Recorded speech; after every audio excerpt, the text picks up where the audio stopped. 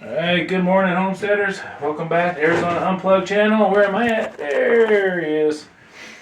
So we're on the final phase, finally getting this done. Again, I apologize. It's been a long time since I put a video up. I was been out of town for a couple weeks and took the family on a little weekend vacation. So I'm getting back to it. So we're here back in the generator room, obviously. We're wrapping this up. Where is it? 2-inch trash pump for our fire suppression system, which is behind me. I got that last 90 put in right there, and the backup pump valve is installed as well. So all I got to do now, so I'm setting up the phone, is customize this hose with 2 female connections. I gotta do this twice. One for the output here, right there, and then one for the input there. So that's what I'm doing. Decided to make a video about it. This is PVC steel reinforced non-collapsible hose you get from Harbor Freight. They sell them right next to the pumps, so if you want to get it. However, these female swivel adapters, they don't carry those. As a matter of fact, I found it pretty difficult to find these, but I did get them off Amazon. They're about, I'm going to say 20 or 30 bucks for 2 of them. They're brass and it has the rubber gasket inside.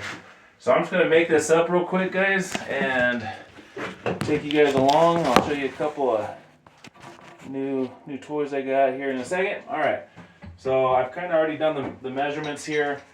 So this is the new one right here. Now, it only comes with 1 stainless steel hose clamp. I want 2 on each one, so I went into the shop and I grabbed a couple. So we're just going to install this hose real quick.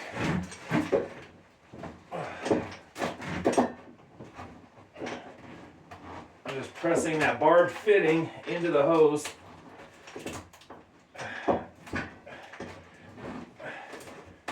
There we go. There we go. So now once I tighten these 2, we'll have a completed hose here. So I've been dealing with, ever since coming back, it never fails when I go out of town or I do anything that's not here, something always goes wrong. And sure enough, I've had some issues, mainly dealing with freezing of pipes. My 2 storage tanks at the cabin are connected with a 1-inch copper line, and that line froze and broke in multiple areas. Now this morning I turned it on to see where it's at, and I can only see it coming out of one spot. Mind you, the whole pipe is covered in insulation. So I fixed that one spot, turned the water on, and there's another leak. So I just stopped at that point. I've done many repairs there. It's, the problem is it's not buried in that section, and the insulation on it's kind of subpar. So I decided, instead of fixing this, I'm actually going to redo it. We're going to trench so that the majority of that line is in the ground, and we're also going to use PEX pipe, not copper. PEX will actually give a little bit before bursting, whereas copper will just burst once it freezes. So we're going to run PEX pipe, insulated and in the ground for the majority of it, and the other parts that are still sticking up out of the ground, we're going to insulate and bury as well, just have a raised buried pipe. That way I don't have to do it again. Now let's continue on with the fun. I also have part of my rainwater catchment that's underneath the cabin that goes from a sump pump over to the tanks. That also froze, and that is Schedule 40 PVC 2-inch, this stuff, and it broke. And broke is kind of a funny way of saying it was obliterated. It shattered and exploded, and it's all in pieces underneath the cabin at the moment. So I'm going to need probably about 30 feet of 2-inch PVC, and I only have maybe 10 feet. So that project is not going to happen right now. but it has to happen before it rains again so we can capture that water and recoup our lost water from the shop tank that we lost about 1,000 gallons due to that busted pipe. And we didn't know it was broken until yesterday, last night, because now the ground is finally drying out here. I was able to see the wet ground in that area, so then I knew that that pipe had broken and it's in need of repair. So no rest, right?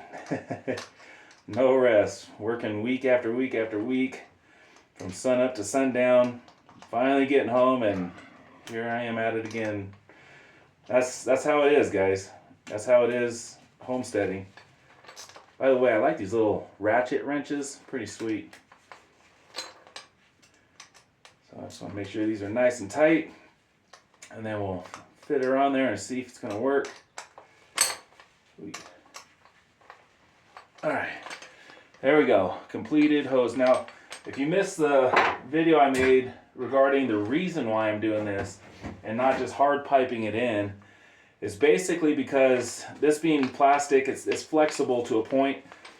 This motor will vibrate when it's running, and I don't want the vibrations to carry on to this rigid PVC pipe, causing cracks or fittings coming loose or whatever. So I just did this as kind of a buffer, a little isolation fitting, I guess. Plus I have the parts other than the hubs themselves. Just gonna go ahead and tighten this one while I'm here. Okay, now let's see if this thing's gonna fit on here. Probably gonna have to pull the motor to my left, get thread started, and then I can kind of find a final position for this thing. There we go. Push this guy back, tweak her up.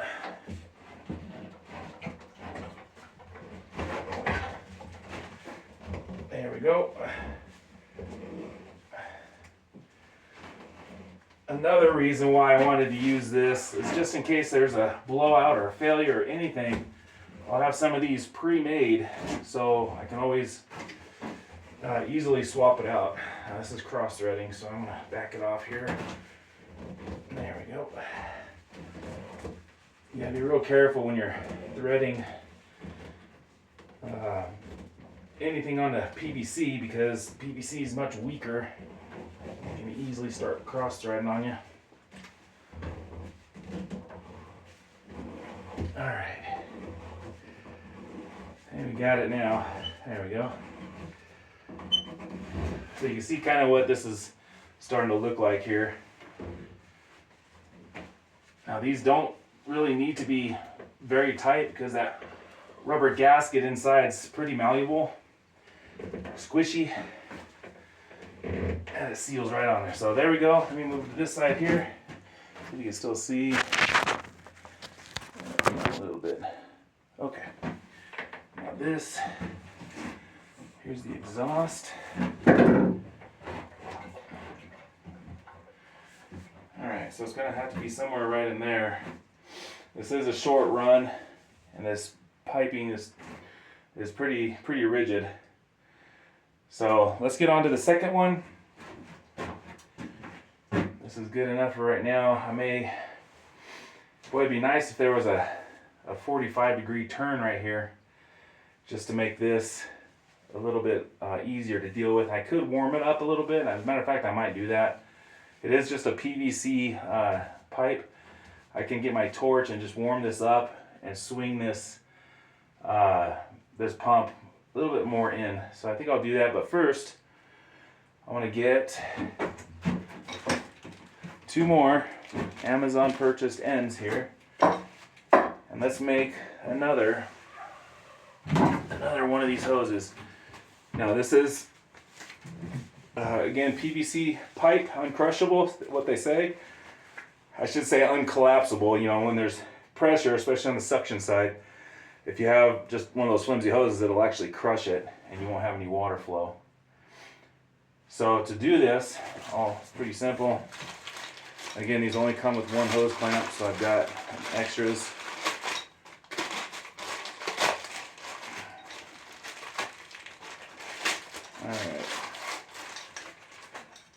Here's the one hose clamp it comes with. So we'll put that one on here. Then we'll take the one that we grabbed from the shop, put that on there. And here we go. Now I'm gonna use the bench here to push this in. There we go. See that? There we go. I'll tighten these guys. Alright. By the way, while I'm tightening this, if you're new here, my name is Vaughn. My family and I, we live here off-grid in northern Arizona, home of the freezing pipes. It's all good. It's part of the adventure living out here, having to overcome obstacles like this. It's all good. I do have one announcement, and I know you can't see, but typically underneath the table here, I would have my backup pump that pressurizes the water for our property. Yeah, that took a dump. What had happened is we were using something, I forgot what we were using, probably the dishwasher, and unbeknownst to us, the water pipes here were frozen, meaning the pump did not get its required liquid water to keep that pump cool, and it basically burned out. So that pump is no longer gone, or no longer in here, because we reinstalled it out there. That's all about having backups, guys. 2 is 1, 1 is none. And to replace my spare, I actually bought another one. I'll show you here in a second what the box looks like if you guys ever want to go purchase one of these things. Now they are Harbor Freight, and I know, a lot of people, me included, not a big Harbor Freight tool quality guy, but at the end of the day, these pumps have been working great. The trash pumps here, 2-inch trash pumps, they're made by Predator. And then the water pumps that I use to pressurize the water for our use are Hammond pumps. They come in a green box. I'll show you that here in a minute. And for the price point, I mean, you can always get the warranty as well, but I don't want to use any kind of warranty on what happened with that pump. It's just not right. The pipes froze. That's not Hammond's fault, and it is what it is, the cost of living off grid. So if you plan on living off grid, if you plan on liquidating your life and coming out to a place like this, trust me, you'll still need money. You still got to work and make money. That's why I still do these jobs whenever they come in. Stuff is getting more expensive, and you just got to get what you can when you can, and stock up, get more than you think you need, because like my situation right now for my rainwater catchment, I don't have enough 2-inch pipe to do that repair. So I'm most likely going to have to go to town tomorrow, because we're supposed to get rain possibly here in the next day or two, and I want to be able to capture that water, help recoup some of our loss from that broken pipe. Alright, so that one's secured. Now this one should be easier because it's at least twice the length. So what I'm going to do is I'm going to attach this to the input part of the pump, just so I can get my measurement. And being careful not to cross thread. And it is cold out here, guys. The snow is finally gone, but it is still below freezing at night. Alright, so I'm going to grab the one last. Did I grab that? Yeah, I did. The last one of these. And it appears I actually bought extra. Let me see. And I've got one more right here. So this will be for my secondary pump, my backup pump, when I plumb that in. Give me a second to get this unpackaged. Again, only one hose clamp, which I don't understand why they wouldn't just add another hose clamp. So now to get my measurement, I'm going to put this female swivel adapter on here.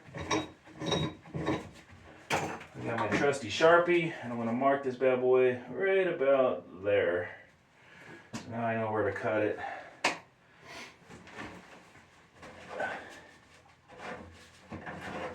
Again, hopefully I never need to use this, but you know, I'd rather have it and not need it, you know that saying, right? So, I'll show you how easy this is to cut, just with a Sawzall and a metal blade.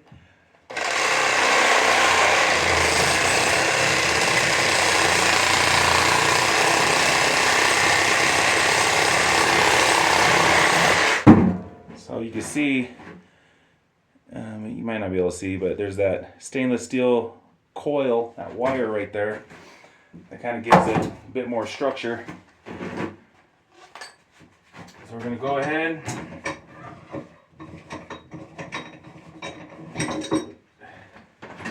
put this on here, and I'm missing one hose clamp. Where did I put it?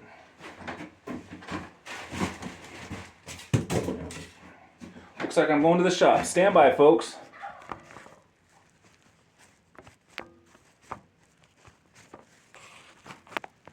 Alright, we're back. So I got the other hose clamp. Let's get back on with this. So first of all, I'll put the hose clamps on here.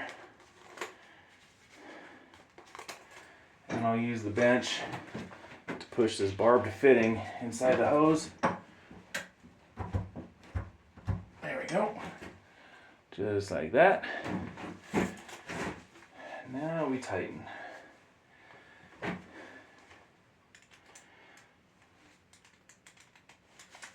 So lots of things going on here at the homestead. One of the, we're adding new projects as we live here. Things that we didn't think we would be needing to do. Just as things come up, we realize that that's just how it's going to be. You got to always anticipate plans falling through or plans changing. And one of the things that I'm going to do, I was actually planning on starting it today, but I don't think I will, because getting on in the day, and this project will take me a while, is currently my pump outside that pressurizes the water, the one that we lost and I just replaced, is in a plastic ground box, like a meter box or a clean out box or whatever that you put in the ground. It has a lid on it, removable lid. And that is, number one, it's pretty small for the pump that I have. It barely fits in there. So it's kind of hard to get to anything on there.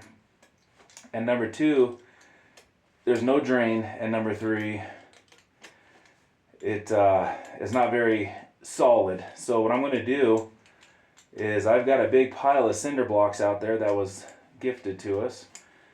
And I'm going to build an in-ground box with cinder block and mortar and this styrofoam. I'll insulate it with that, just so we don't have these issues again. Just improving the systems is what we're doing. Now, when we moved out here almost a year and a half ago, we were set, we were ready to live out here, but a lot of things were done quickly. Just because we had a time frame, we had to get our son out here before school started, so we couldn't wait that extra couple months I would have liked to have to improve all these systems before we moved out here. So we're dealing with it now, and that's just how it goes sometimes. So after I tighten this, I'll connect this to the pump, and this room, inside the room, is basically done for the time being. I'll have half of the fire suppression system up. Now I still need to put rain birds on top of the roofs of all these buildings, but I'm going to do that and start working on that when I rent a tractor to do my garden work, so I can kind of kill two birds with one stone. I'll be getting a tractor here in the next week or two. We are on high push mode to get these gardens built, the irrigation done, the fencing up and everything this winter, so come spring we can start planting, get our food security stuff handled. We're also going to be doing meat rabbits. I don't know if I mentioned that to you guys before. We currently have chickens, ducks, and turkeys. And the wife is actually, we got an incubator, so we're going to start hatching our own chicks so we don't have to buy from anyone else. So there we go, finished product. I may trim these guys off later, but whatever. So I'm going to do the PVC first, since it has a tendency to want to cross thread. Easy peasy. One thing I like about these barbed swivel adapters is they have these little nubs on them, 2 little nubs, brass nubs that give you a really good grip. There we go. So that hose was much easier to get on here than the first one, just because it's double the length. And I hope you get, yeah, you can see that. So this is my intake. All the tanks on this property are connected at one central point right here on the other side of this wall. And the 2-inch line comes off of that and comes right here. So in the event of a fire that we're trying to put out, I'll be able to pull from all these tanks simultaneously to make sure I don't run out of water. And if I do run out of water, it's going to be pretty bad, because I don't think fire trucks can make it out here. Now, of course, helicopters and those big tanker airplanes can fly over us, but I don't think they're going to waste those resources on my little cabin. So basically trying to prepare to take care of ourselves, and that's just kind of how this whole lifestyle is about. So one thing I want to do next is go get my torch. I'm going to warm this up a little bit. I kind of want it that way, about another inch. And then I got to secure this to the bench now that I know where everything's at. But this is basically what I had envisioned, guys. These removable hoses for future maintenance, and also to help reduce vibration on the PVC pipe. This whole system is very secured using Unistrut all over the place. And I do have the gauge. Yep, you can see it. I did buy the gauge. And just as a tip, once again, I mentioned this before, this is a Schedule 80 PVC nipple going into PVC female. You never want to use a brass or galvanized steel nipple right here going into a female. Once again, because metal and plastic expand and contract at different rates. And I've seen it a million times. This female will crack right there every single time if it gets too cold. So it's plastic into plastic, and then the rest of this is brass.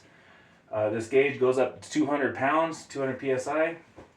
So when I'm running this, I'll be able to see what that pressure is. I couldn't find on the specs of this pump what it pushes out, so I'm just going to find out myself, and once I do, I'll let you guys know.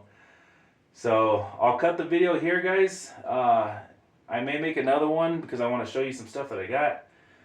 And I'm just going to spend a minute. I'm going to warm this up just a little bit, this one, and push this whole pump back just a little bit because it's overhanging the bench by about an inch. So I want to fix that. I could always put a 2x4 along the face of this, but I'd rather not. So stand by. This will be another segment. I'm just going to pause this here, go grab my torch, and let's see what we can burn down. All right, back with the old trusty turbo torch. I just turn this.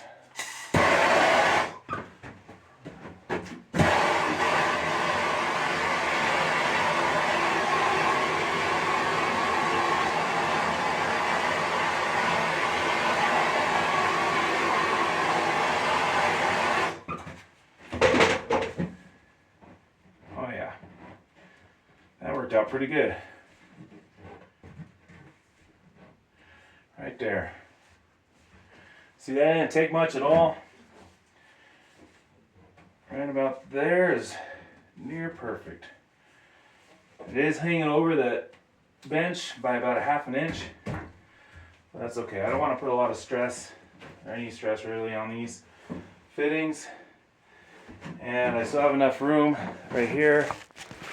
This is our primary generator. I'm actually getting another one of these, the exact same one. The XP13000HX is a dual fuel. I'm going to get another one. It's going to go right here. So now with this being this way, I can easily fit that new generator right where it belongs. So pretty simple. Dr. Seuss's Mad Scientist Workshop.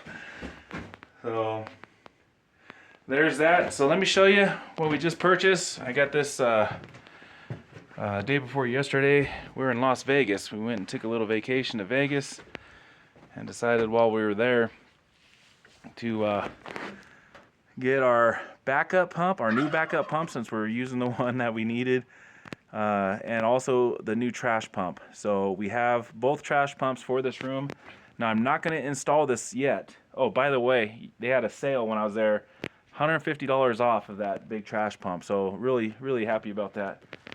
I'm not going to install it yet. The reason being is just in case I need to haul water from town, I will need that pump. Now that this one is installed in here and modified, I'll need this one that I just bought to transfer water. And I don't want to mount it in here and get it all set up and then have to tear it apart and rebuild it to the way it was so it'll work for transferring water. So this will just stay in the box, both of these right under the bench here. That's our gray water pump. That's another project we're building this year. Our gray water room. It's going to supply water to our orchard, our fruit trees. So I still need to put a unistrut clamp right there. As you can see, it's missing.